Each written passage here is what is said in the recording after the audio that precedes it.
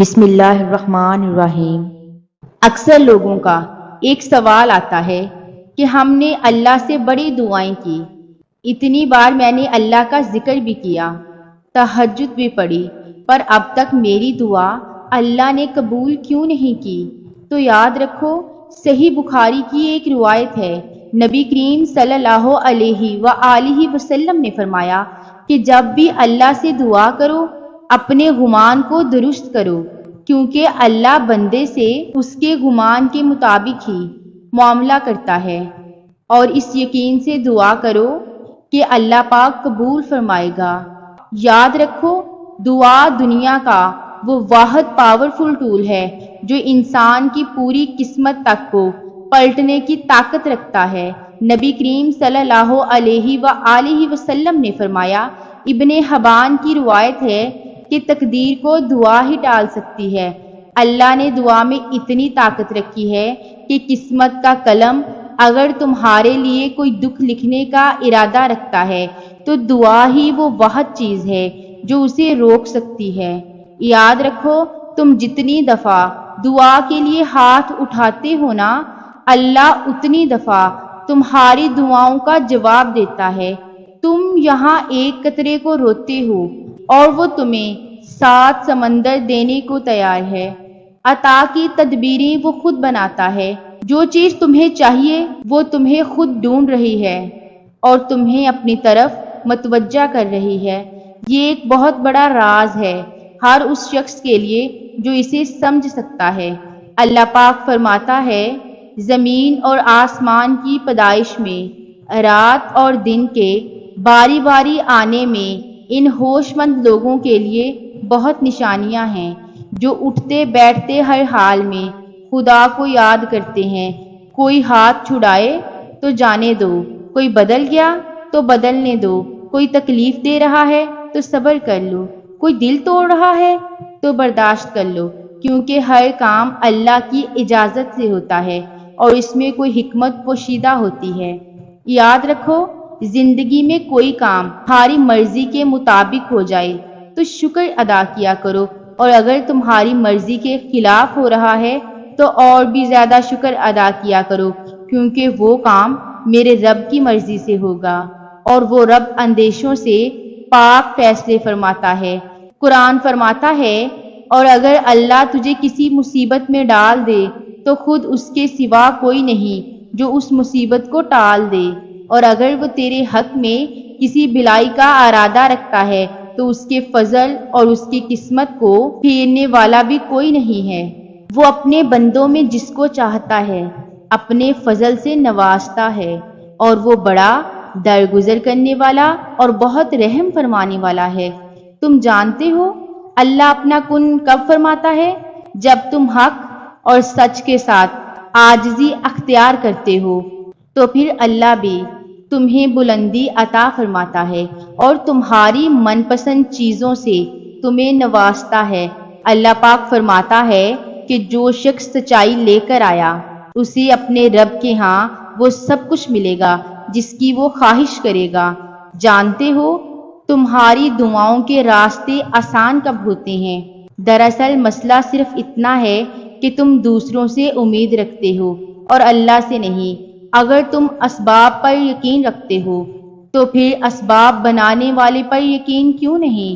اور پھر یہی کنفیوژن اور ڈاؤٹس کی وجہ سے تم بے چین ہو جاتے ہو اور ڈپریشن میں چلے جاتے ہو۔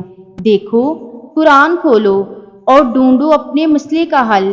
پتہ ہے، جب کوئی سوال تنگ کرتا ہے نا، یا لوگ مجھے ہرٹ کرتے ہیں یا مجھے کوئی بے چینی ہوتی ہے، تو قرآن کھول کر میں ایک ایک سوال کا جواب تسلی سے لیتی ہوں۔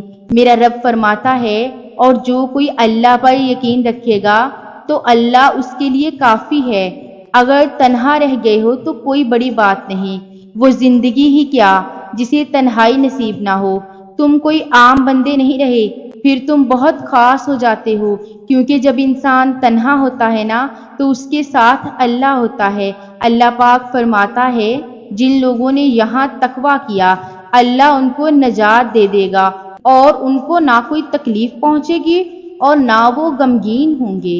یاد رکھو، ہر صورتحال کے دو پہلو ہوتے ہیں، اس کو منتخب کرو جو آپ کو سچائی اور اچھائی کو دیکھنے کی اجازت دیتا ہے اور جو مصیبت سے باہر نکال سکتا ہے، کیونکہ زندگی اتنی سستی نہیں ہے کہ اسے لوگوں کے تلخ رویوں کی وجہ سے ہار دیا جائے۔ زندگی تو رب کی امانت ہے، آپ سے محبت کرنے والا کوئی عام نہیں بلکہ اس پوری کائنات کا مالک ہے۔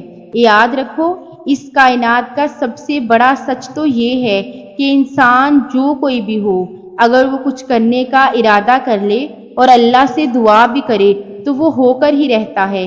دعا کی قبولیت کی ایک علامت یہ بھی ہے کہ تمہاری دعائیں تمہیں بدلنا شروع کر دیتی ہیں۔ جانتے ہو دعا قبول ہونے کی نشانی کیا ہے؟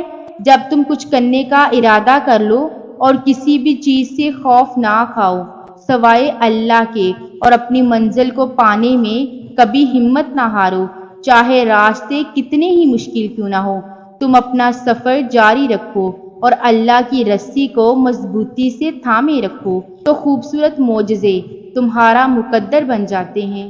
کبھی کبھی انسان کا دل کسی چیز کے لیے بہت تڑپتا ہے، اتنا کہ اس کے لیے صبر کرنا بھی مشکل ہو جاتا ہے۔ انسان ہر روز اس چیز کو حاصل کرنے کے لیے ہر اس لمحے دعا کرنے کی کوشش کرتا ہے جو لمحہ دعا کے لیے افضل ہے، اور اس کی آنکھیں اپنی مانگی گئی دعا کے قبول ہونے کے انتظار میں ہر روز ادھر ادھر تکتی رہتی ہیں، اور یہ تو بھول ہی جاتی ہیں کہ اللہ تعالیٰ نے ہر چیز کو عطا کرنے کا ایک محسوس اور بہترین وقت مقرر کر رکھا ہے۔ ہمیں یاد رکھنا چاہیے، اگر ہمیں کسی چیز کو حاصل کرنے کی اتنی چاہت ہے تو اس چاہت کرنے والے دل کا مالک کون ہے؟ یہ چاہت بھی تو اسی رب نے دل میں ڈالی ہے نا، تاکہ تم اس کے لیے دعا کر سکو اور وہ تمہاری خواہش کو بہترین کر کے تمہیں عطا کر سکے۔ اور وہ تو خواہش ہی دل میں تب ڈالتا ہے جو وہ تمہارے نصیب میں لکھ دیتا ہے۔ دعا تو بس ہمارے ہی درجات بلند کرنے کا ایک ذریعہ ہے، بس تھوڑا سا انتظار باقی ہے تمہاری چاہت کو اللہ کی چاہ بنانے کے لیے، تھوڑی اور اطاعت باقی ہے۔ جس آزمائش کے لیے اللہ نے تمہیں چنا ہے اس کا ابھی انعام باقی ہے۔ دعا مانگتے رہو، سب ٹھیک ہو جائے گا، کیونکہ ابھی مشکل کے ساتھ آسانی باقی ہے۔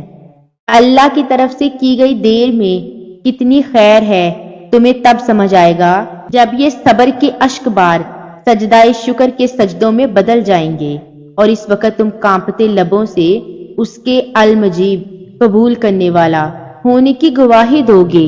یہ دل اس کی محبت سے پھٹنے لگے گا، اپنی قسمت پر تمہیں رشک آئے گا، اور جب تمہاری دعاؤں کو قبولیت کے لیے چن لیتا ہے تب وہ تمہارے دل میں دعا کا خیال بھی خود ہی ڈال دیتا ہے۔